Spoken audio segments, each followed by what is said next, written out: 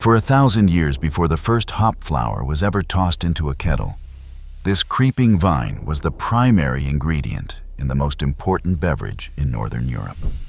It didn't just flavor the ale, it preserved it, clarified it, and transformed it from a simple grain water into a medicinal staple that sustained the Saxon people through plagues and brutal winters.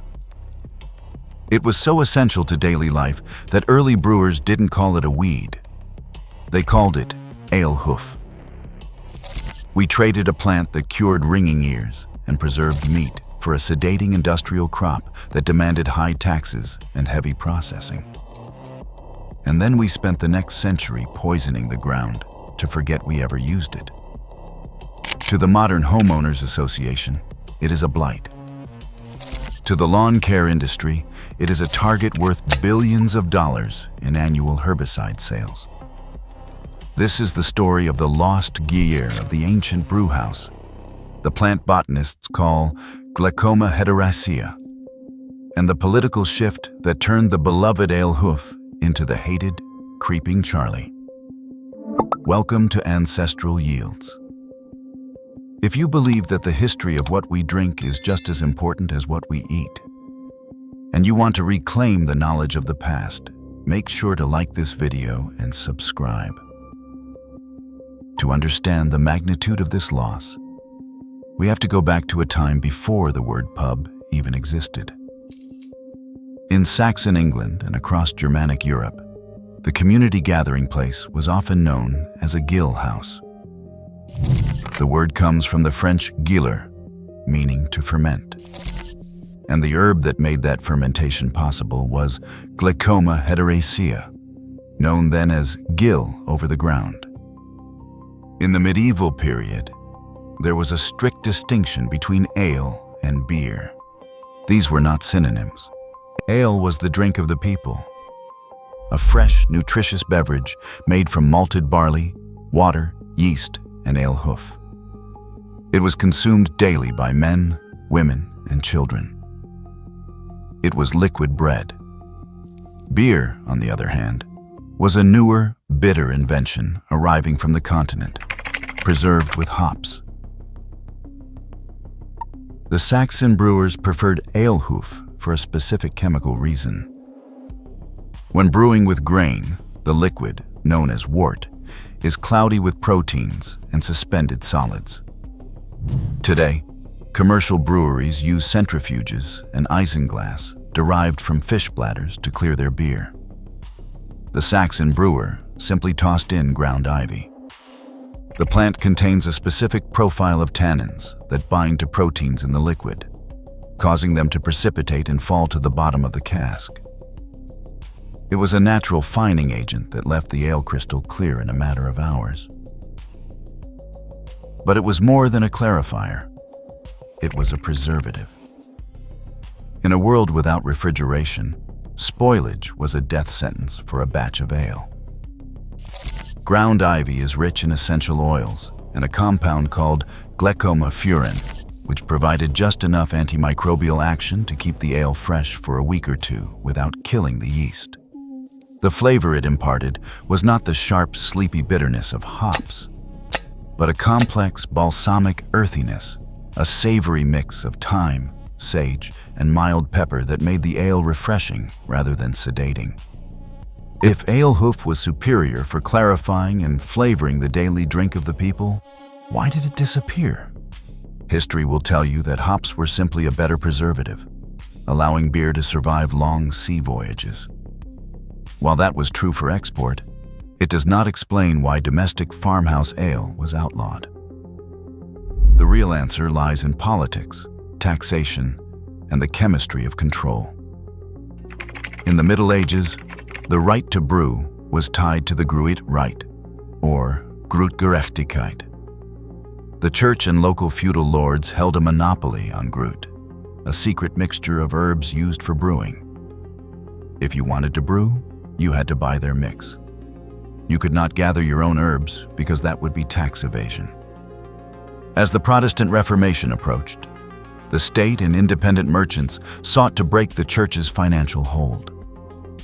Hops represented a new technology, Hops were a difficult crop, requiring massive trellises and dedicated land. So they were easy to count, easy to regulate, and easy to tax. You could not hide a hop field. By contrast, a peasant could gather ground ivy from any ditch, or hedgerow for free.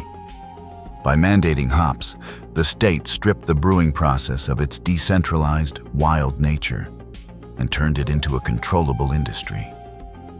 The coup de grace came with the Bavarian purity law, the Reinheitsgebot of 1516. We are taught this was a consumer protection law to ensure beer contained only barley, hops, and water. In reality, it was a tool of economic standardization that outlawed the use of wild herbs entirely. But there is a darker, pharmacological layer to this shift. The herbs used in traditional ales are often mild stimulants, psychotropics, or vasodilators. They created a wide-awake drunkenness, a euphoric state that fueled village festivals and social cohesion. Hops, conversely, belong to the Cannabaceae family, the same family as cannabis. They are loaded with methylbutanol, a potent sedative. By forcing the switch to hops, the powers of Europe effectively replaced a beverage that made the working class rowdy and energetic, with a beverage that made them sleepy and docile. The Ale-hoof was banned not because it did not work, but because it could not be owned, and its effects could not be controlled. When the purity laws stripped ground ivy from the brew kettle, they did not just remove a flavor, they removed a pharmacy. Modern nutritional analysis of Glechoma hederacea reveals exactly what our ancestors lost when they switched to the monoculture of hops. First, let us talk about the immune system. We often look to citrus fruits as the gold standard for vitamin C. However, ethno-botanical studies confirm that fresh ground ivy leaves contain exceptionally high levels of ascorbic acid. Historically, Gill tea was the primary remedy for scurvy among the poor in England.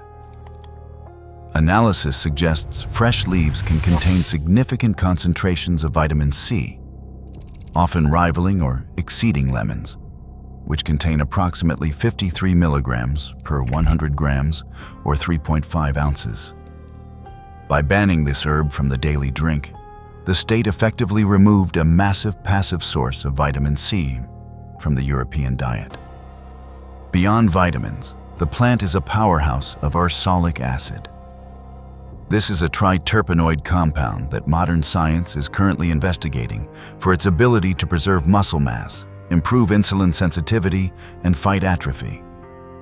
In a time when physical labor was the norm, consuming a beverage rich in muscle-protecting compounds was biologically intuitive. Then there is rosmarinic acid, a potent antioxidant and anti-inflammatory agent found in high concentrations in the Lamiaceae family. Medieval herbalist John Gerard, writing in 1597, famously claimed that ground ivy was a specific cure for the humming and buzzing of the ears, what we now call tinnitus. He also prescribed it for painter's colic, which was essentially lead poisoning.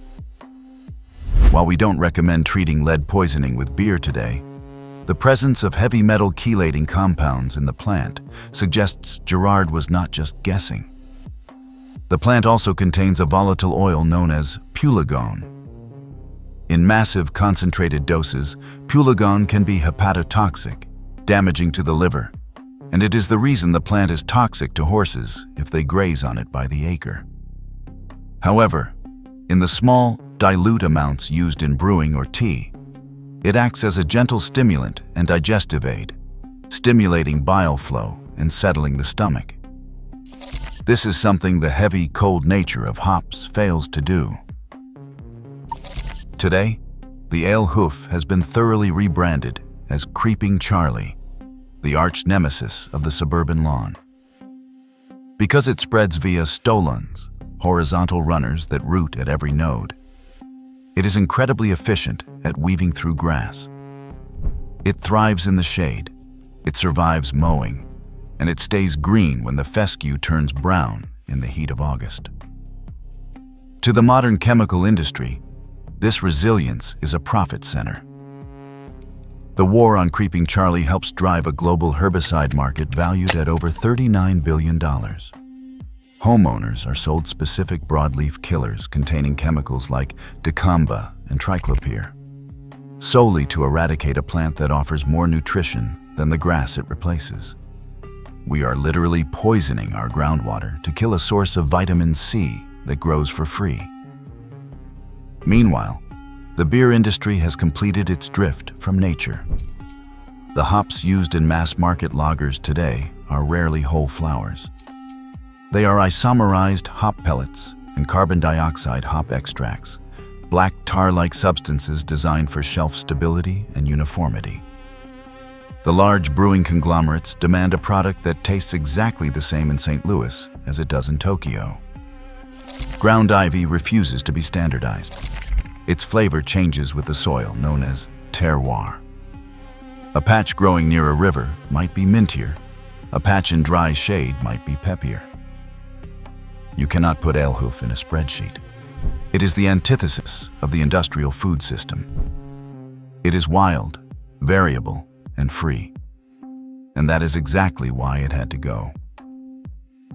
If you want to opt out of the herbicide cycle and taste the history of the Saxon alehouse, you likely do not need to go far. Glechoma hederacea is hardy in USDA zones 3 through 9, covering almost the entire continental United States. You will find it in damp, shady areas, along fence lines, and under trees where the grass struggles to grow. Identification is simple once you know what to look for. As a member of the mint family, it has a distinct square stem. Roll it between your fingers. If it is round, it is not Charlie. The leaves are kidney-shaped with scalloped edges, growing opposite each other. In the spring, it produces small, funnel-shaped, bluish-purple flowers. Be careful not to confuse it with purple dead nettle or henbit. While both are safe, edible mints, they grow upright. Creeping Charlie trails along the ground like a vine. As always, never forage from roadsides, golf courses, or neighbors' lawns where chemicals may have been sprayed. The plant is a bioaccumulator, meaning it pulls heavy metals from the soil, great for cleaning the earth, but bad for your tea if the soil is contaminated. To harvest, wait for spring. The ideal time is when the purple flowers first appear, usually from April to June, depending on your zone. This is when the volatile oils are at their peak.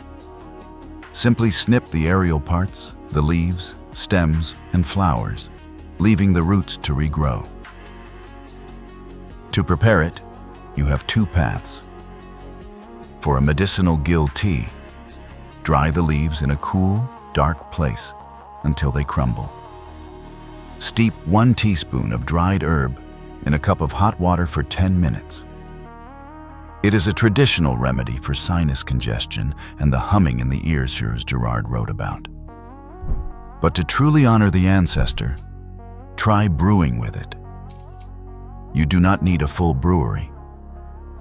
If you are making a simple 5-gallon batch of home brew, take about 1 ounce, approximately 28 grams, of dried ground ivy and add it at flame out, the moment you turn off the heat after boiling your wort.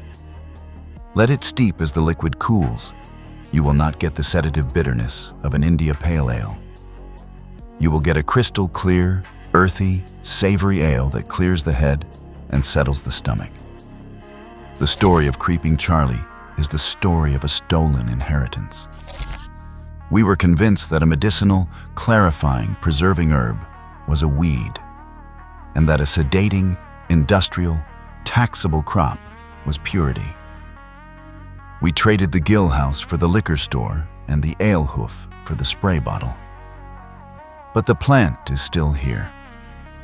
It waits in the shade of your fence line, creeping quietly through the manicured grass, offering its medicine to anyone willing to put down the herbicide and pick up a brewing kettle. It is a reminder that the best things in life are often the ones we are taught to destroy. If this video opened something for you, give it a like and subscribe to Ancestral Yields. See you in the garden.